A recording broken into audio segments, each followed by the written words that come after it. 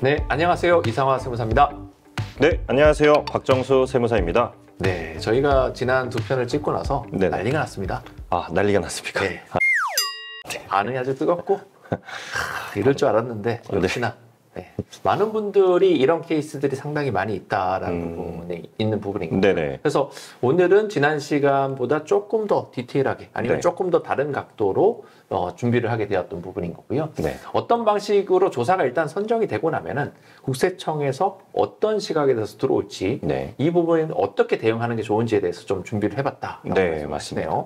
맞습니다. 그래서 오늘도 이상화 세무사님과 함께 지난 시간에 이어서 네. 이번에는 자금 출처 조사에 대해서 사전에 그럼 어떻게 우리가 대응을 해야 되고 네. 나온다라고 했을 때 정말로 뭐가 가장 중요한지에 대해서 한번 설명해 보도록 하겠습니다. 네, 알겠습니다.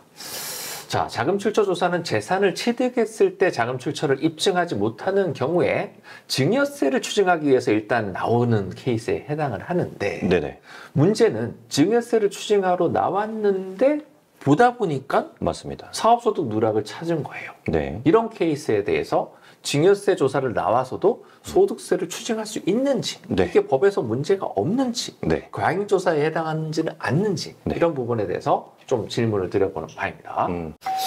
지난번 이제 시간에도 계속해서 설명드렸던 것처럼 국세청에서는 이제 개별 부동산 취득에 대한 세무조사는 점점 축소하고 그리고 자금 그 소득지출 분석 시스템을 통해서 실질적으로 재산 형성 기간에 대한 세무조사를 확대하고 있다 보니까 네. 이 기간에 대한 흐름 분석, 이 세무조사의 기간에 대해서 실질적으로 뭐 자금 그 원천을 확인해 보니 네. 이게 사업소득의 누락이었다라고 네. 하면 네. 소득세까지 추징하고 있는 것이죠. 네.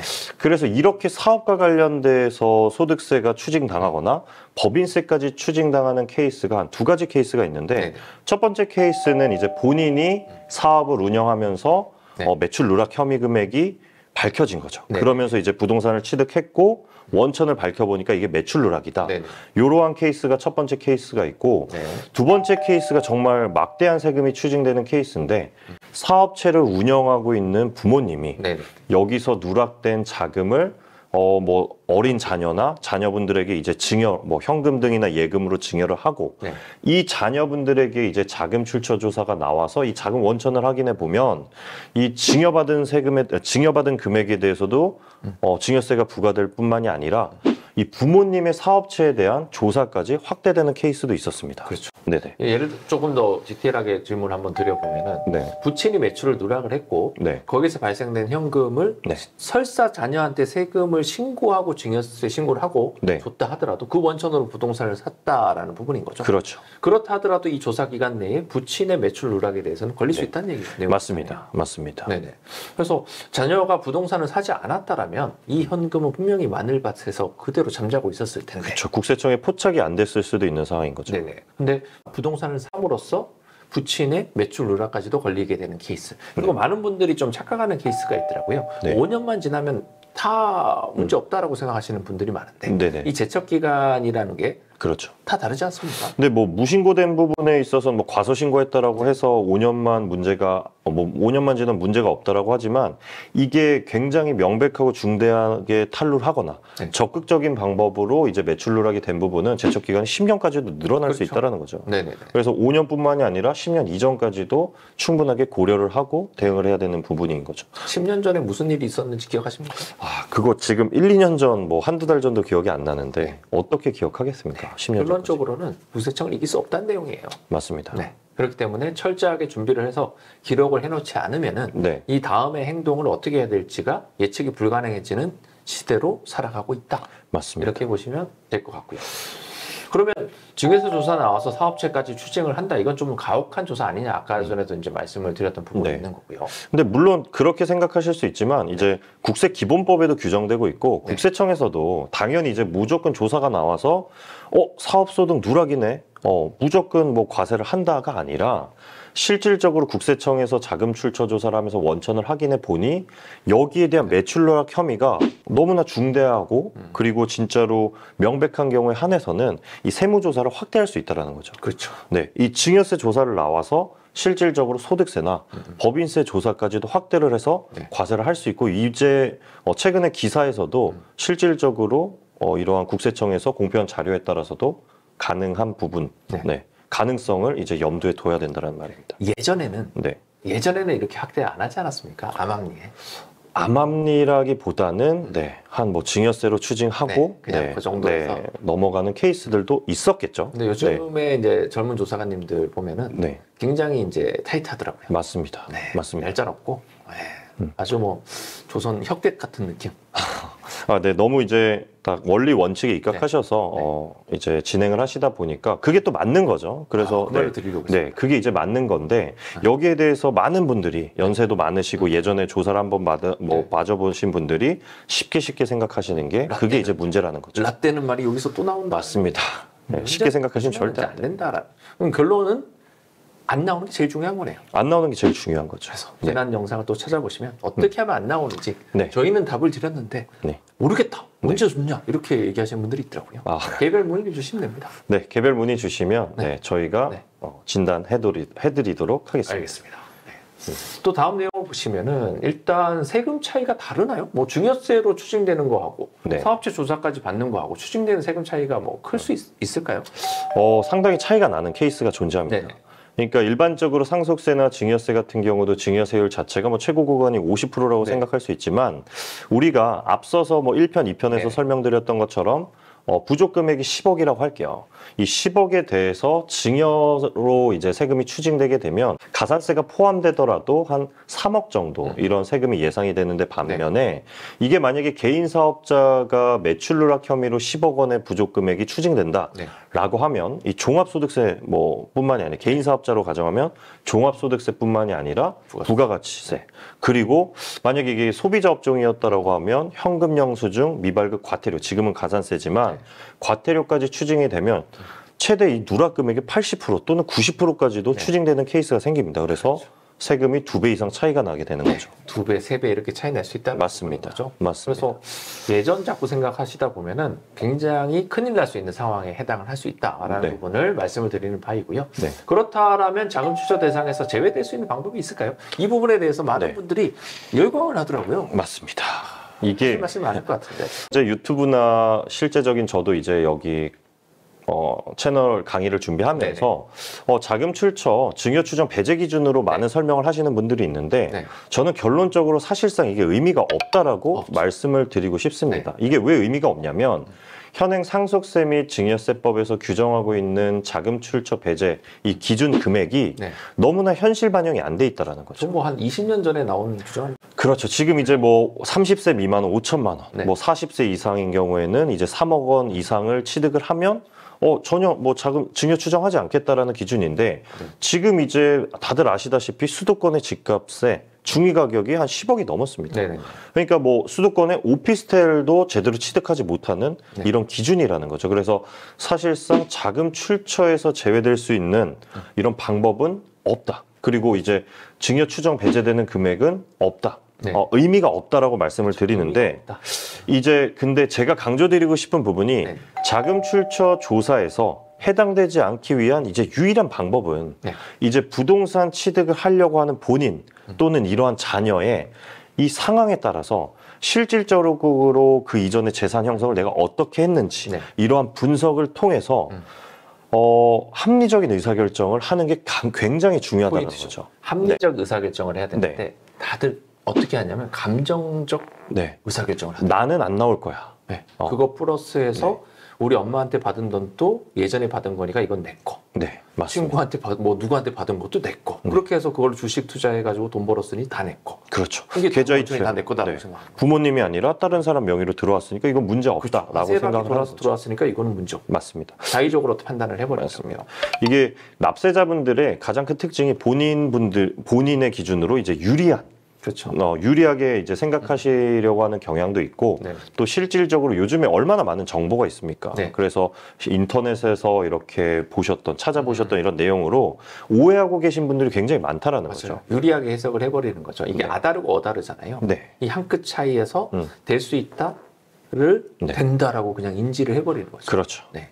그래서 이제 만약에 우리 납세자분들이 재산을 취득하려고 하는 계획이 있는 경우에는 기존에 이제 관행상으로 또 나한테 유리하게끔 뭐 생각을 하시면 취득 시점에 내 원천 자체나 이런 부분 전혀 문제가 없어서 쉽게 네. 생각하실 게 아니라 향후 이제 전문 세무사님과 이제 상담을 통해서 과거에 한 5년 정도의 나의 재산 형성의 기준이 네. 어느 정도가 되고 네. 그 이제 소득 지출 분석 시스템을 저희가 역으로 이제 생각을 해본다라는 네. 거죠. 네. 그랬을 때 이번에 취득하려고 하는 부동산에서 나의 소득 수준과 원천에 대한 부분을 확인해 보니까 얼마 정도의 부동산을 취득할 수 있고 만약에 내가 반드시 취득해야 된다라고 하면 대출을 어디까지 받아야 되는 이러한 범위 자체를 맞습니다. 생각할 수 있다라는 거죠. 네네.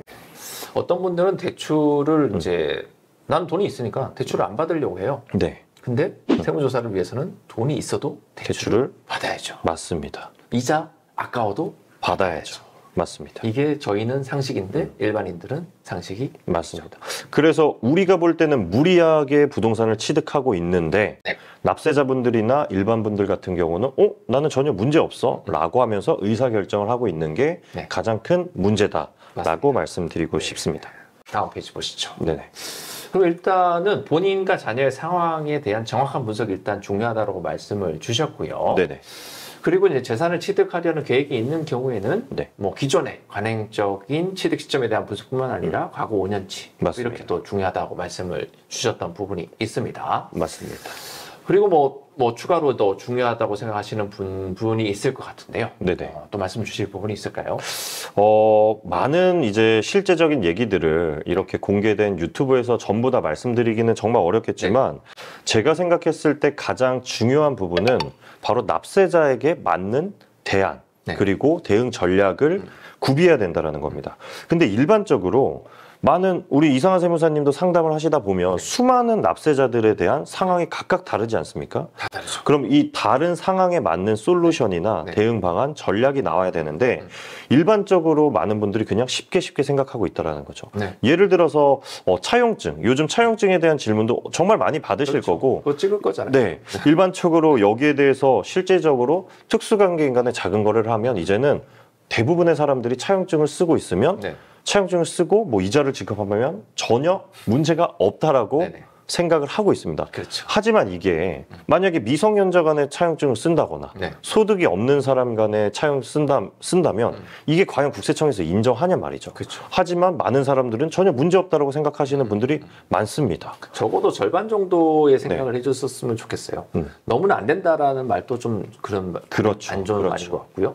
무조건 된다고 하는 말도 아닌 것 같고 네. 이 가운데 선상에 서서 이게 만약에 나라면 어떤 시각에 그러니까 자기 일이기 때문에 객관성을 잃어버리는 거예요. 이게 맞습니다. 남의 기준으로 봤었을 때는 누가 예를 들어서 나한테 돈 빌려주고 네네. 이자 안 주면은 나 같으면 뭐 때릴 것 같은데요. 그렇죠. 이거 열받잖아요. 네. 근데 뭐 부모 자식 간에는 자꾸 안 주는 거예요. 맞습니다. 괜찮다고 자꾸 줬으니까 괜찮지 않냐 이렇게 주장을 하는데 국세청 입장에서는 택도 없다. 그렇죠. 이렇게. 그리고 또 한 가지 더 좀 강조드리고 싶은 부분이 실제로 아직 조사는 나오지 않았지만 부모님께 증여를 받은 분들이 있어요. 뭐 네. 우회적이든 직접적으로든 네. 받은 분들이 있고 또 실제적으로 뭐 매출 누락에 대한 부분이 이제 사업소득과 관련된 누락된 현금이 있음에도 불구하고 본인 계좌에 입금을 하고서 조사가 안 나오겠지 하고 계신 분들이 있는데 이분들이 실질적으로 이러한 혐의점들이나 문제점을 가지고 있으면서 이 기말 잔고에 대한 관리나 생각조차 하지 않고 있다라는 거예요. 이게 이제 기말 잔고가 왜 중요하냐면 세무조사가 나왔을 때 아까 저희가 보여드렸던 원천과 운용에 대한 이제 어떻게 보면 차변과 대변을 맞추는 거잖아요. 여기에 있어서 기초에 있었던 금융재산과 기말 잔고에 대한 부분도 이 원천과 운용에 다 포함되게 돼 있습니다. 그 부분을 네. 다음 시간에 말씀을 주셔야겠네요. 그런가요? 어쨌든 오늘 네. 시간에 다른 거 마무리하시고 근데 네. 제가 그 질문을 드리고 싶었었거든요. 네네. 통장 잔고가 왜 중요해? 음. 라는 부분에 대해서 네네. 다른 사람들이 분명히 여기서 의문점을 가졌을 거거든요. 네, 맞습니다. 통장에 내가 얼마를 가지고 있는 게 뭐가 중요해? 네. 이렇게 생각하시는 부분들이 분명히 있을 것 같다. 맞습니다. 라고 보여지는 건데요. 요거는 네, 조사를 이제 대응하는 부분에 있어 굉장히 중요한 부분인데 네. 정말 많은 분들께서 네네. 생각하지 못하거나 네네. 관가하고 있다라는 거죠. 네네. 음. 그래서 오늘 뭐 어느 정도는 굉장히 좀 공개를 많이 해주셨던 것 같은데요. 네네. 뭐 채용증 얘기도 이제 나왔던 부분이 해당을 하는 거고요. 맞습니다. 이 부분에 대해서는 뭐 간단하게 팁을 주실 수 있을까요? 아니면 뭐 다음 영상으로? 실질적으로 뭐 차용증 관련해서 정말 많은 분들이 질문해 주시는 부분이 특수관계인 간에 차용증 쓰면 인정이 되냐? 네. 원칙적으로 특수관계인 간의 금전소비대차에 대해서는 이 실질적으로 국세청에서는 세법에서는 인정하지 않고 있습니다. 네. 하지만 이거에 대한 차용증이 실제에 부합하고 여기에 대한 이자를 지급하고 있다라고 하면 이 부분은 인정을 하고 있다라는 거죠. 네네. 그래서 비록 이제 뭐 부모님과 자녀 간에 차용증을 작성하고 거래하는 부분은 인정이 가능한 부분이 있습니다. 그리고 실질적으로 또 많은 질문을 받는 게 반드시 공증을 받아야 되냐라는 부분이 있는데 이 공증 비용도 가액에 따라서 다르지만 한 1억, 2억 정도 되는 부분도 한 4, 50만 원의 비용이 또 추가적으로 발생을 해요. 그래서 여기에 대한 부분은 실제 공증을 받을 필요까지는 없으나 네.